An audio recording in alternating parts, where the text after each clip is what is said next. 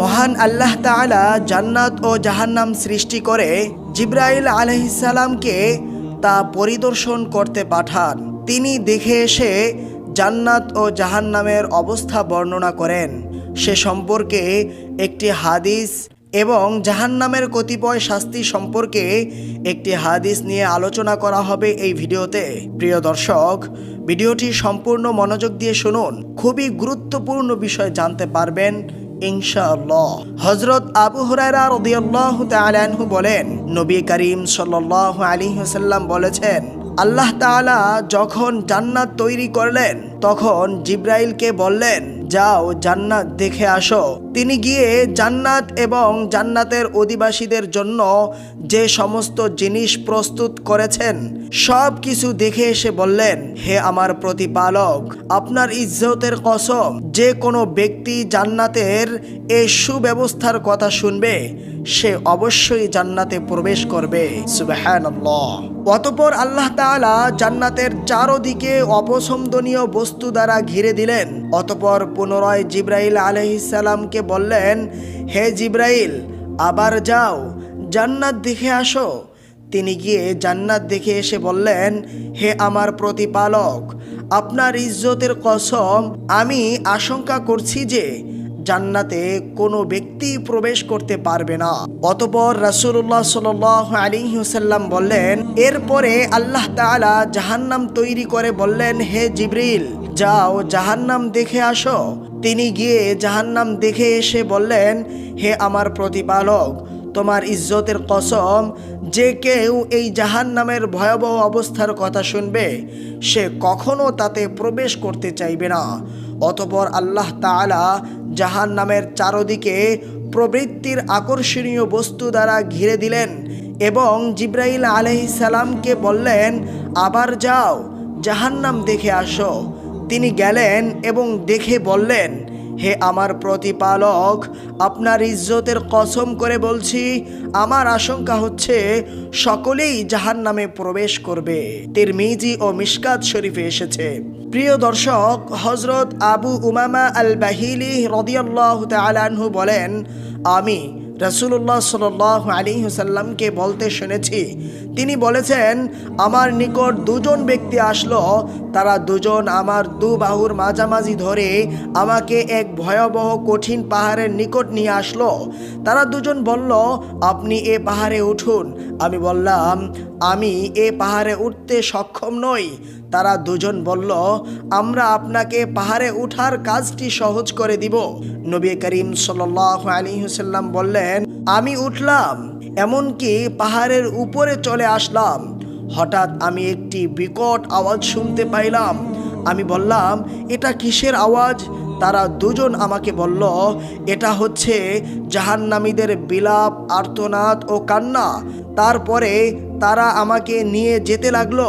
হঠাৎ আমি দেখলাম একদল লোককে পাথরের সাথে বেঁধে ঝুলন্ত অবস্থায় রাখা হয়েছে।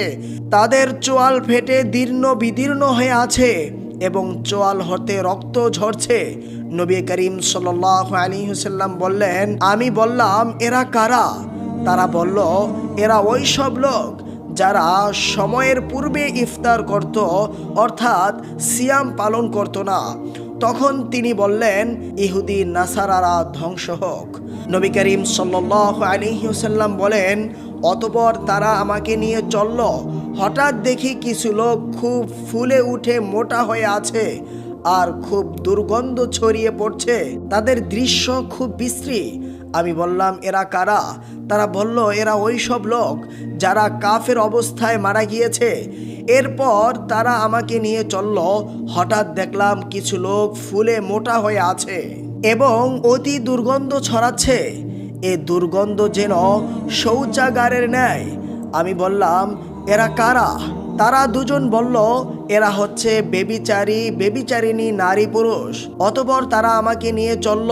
আমি দেখতে পেলাম কিছু মহিলা প্রচুর সাপ তাদের স্তনগুলিতে বারবার ছোবল মারছে। আমি বললাম, এদের কি হয়েছে? এদের এ অবস্থা কেন? তারা বলল, এরা ওই সব মহিলা যারা বাচ্চাদের দুধ পান করাতো না। অতঃপর তারা আমাকে নিয়ে চলল। হঠাৎ দেখলাম বেশ কিছু ছেলে তারা নদীর মাঝে খেলা করছে। তারা বলল, এগুলি মুমিনের শিশু সন্তান। অতঃপর তারা আমাকে আরও উঁচু একটি পাহাড়ে নিয়ে গেল। হঠাৎ দেখলাম 3 জন মানুষ শরাব পান করছে। আমি বললাম, এ লোকগুলি কারা? তারা বলল, এ লোকগুলি হচ্ছে জাফর, জায়েদ ও ইবনে রাওয়াহা। এ 3 জন লোক মুতার যুদ্ধে শহীদ হয়েছিলেন। আল্লাহ তাআলা তাদেরকে নাজ নিয়ামতে ভরা বাসস্থান দান করেছেন। অতঃপর তারা আমাকে অন্য একটি উঁচু পাহাড়ে নিয়ে গেল। দেখলাম 3 জন লোক। আমি বললাম, এ লোকগুলি কারা? তারা বলল, তারা হচ্ছেন হজরত ইব্রাহিম, হজরত মুসা ও হজরত ঈসা আলাইহিমুসসালাম। তারা আপনার অপেক্ষায় রয়েছেন। সুবহানাল্লাহ। প্রিয় দর্শক, মহানবী সাল্লাল্লাহু আলাইহি ওয়াসাল্লাম বলেন, জাহান্নামের শাস্তি সম্পর্কে রাসূলুল্লাহ সাল্লাল্লাহু আলাইহি ওয়াসাল্লাম বলেন, জাহান্নামের সবচেয়ে কম আযাবের একটি লোককে আল্লাহ তাআলা জিজ্ঞাসা করবেন, তোমার যদি দুনিয়া ও তন্মধ্যে যা কিছু আছে সব কিছু তোমার থাকতো, তাহলে মুক্তিপণ হিসাবে তা দিয়ে কি তুমি মুক্তি নিতে? সে বলবে, হ্যাঁ, অবশ্যই মুক্তি নিতাম। আল্লাহ বলবেন, তুমি যখন আদমের পিঠে ছিলে তখন আমি তোমার নিকট থেকে এর চাইতে সহজ জিনিস চেয়েছিলাম। তুমি শিরক করো না, তোমাকে জাহান্নামে দিব না, কিন্তু তুমি শিরক করেছো, তাই আজকে তোমাকে জাহান্নামে যেতে হয়েছে। সহিহ বুখারী ও মুসলিম শরীফে এসেছে। প্রিয় দর্শক, জান্নাতের অবর্ণীয় সুখ দেখে জান্নাতি যেমন দুনিয়ার সকল দুঃখ বেদনা ভুলে যাবে, তেমনি জাহান্নামের কঠিন আযাব দেখে জাহান্নামী দুনিয়ার সকল সুখ স্বাচ্ছন্দ্য মিশ্রিত হবে। রাসূলুল্লাহ সাল্লাল্লাহু আলাইহি ওয়াসাল্লাম বলেছেন, কিয়ামতের দিন জাহান্নামীদের মধ্য হতে এমন এক ব্যক্তিকে নিয়ে আসা হবে যে দুনিয়ার সবচেয়ে সুখী ও বিলাসী ছিল। অতঃপর তাকে জাহান্নামে একবার মাত্র চুবানো হবে। তারপর তাকে বলা হবে, হে আদম সন্তান, তুমি কি কখনো ভালো জিনিস দেখেছো? তোমার নিকট কি কখনো সুখ সামগ্রী এসেছে? সে বলবে, না, আল্লাহর কসম হে প্রভু। পক্ষান্তরে জান্নাতীদের মধ্য হতে এমন এক ব্যক্তিকে নিয়ে আসা হবে যে দুনিয়ার সবচেয়ে দুঃখী ও অভাবী ছিল। তাকে জান্নাতে মাত্র একবার ঘোরাফেরা করানোর পর বলা হবে, হে আদম সন্তান, তুমি কি দুনিয়াতে কখনো কষ্ট দেখছো? তোমার উপর কি কখনো বিপদ এসেছে? সে বলবে, না, আল্লাহর কসম, আমার উপর কোনো দিন কষ্ট আসেনি এবং আমি কখনো কোনো বিপদও দেখিনি। সুবহানাল্লাহ। সহিহ মুসলিমে এসেছে। প্রিয় দর্শক, অত্যাচারীদের জন্য তো বেদনাদায়ক শাস্তি রয়েছে, যার বর্ণনা আল্লাহ তাআলা সূরা ইব্রাহিমে বলেছেন।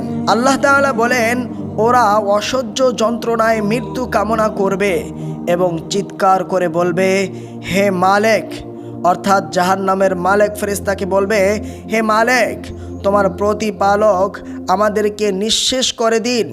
সে বলবে, তোমরা তো এভাবেই অবস্থান করবে। আল্লাহ তাআলা বলবেন, আমি তো তোমাদের নিকট সত্য পৌঁছেছিলাম, কিন্তু তোমাদের অধিকাংশই তো সত্য বিমুখ ছিল। জাহান্নামীরা কাঁদতে থাকবে, তাদের চোখের অশ্রু ঝরাবে। তারা এত পরিমাণ চোখের অশ্রু ঝরাবে যাতে নদী প্রবাহিত হয়ে যাবে এবং তার উপর নৌকা চলাও সম্ভব হবে। জাহান্নামীরা রক্তের অশ্রুতে সাঁতার কাটতে থাকবে। নাউযুবিল্লাহ। সম্মানিত দর্শক শ্রোতা, পরিশেষে বলবো, প্রত্যেক মুসলমানের করণীয় হচ্ছে যেসব কাজ করলে জাহান্নামের শাস্তি পেতে হবে সে সকল বিষয়ে সচেতন ও সাবধান হয়ে জাহান্নাম থেকে মুক্তি লাভ করার চেষ্টা করুন এবং যেসব কাজ করলে সুখ শান্তির জায়গা জান্নাত লাভ করা যাবে সেসব কাজ করার চেষ্টা করুন। আল্লাহ তাআলা আমাদের সকলকে জাহান্নাম থেকে পরিত্রাণ এবং জান্নাত লাভ করার তৌফিক দান করুন। আমিন।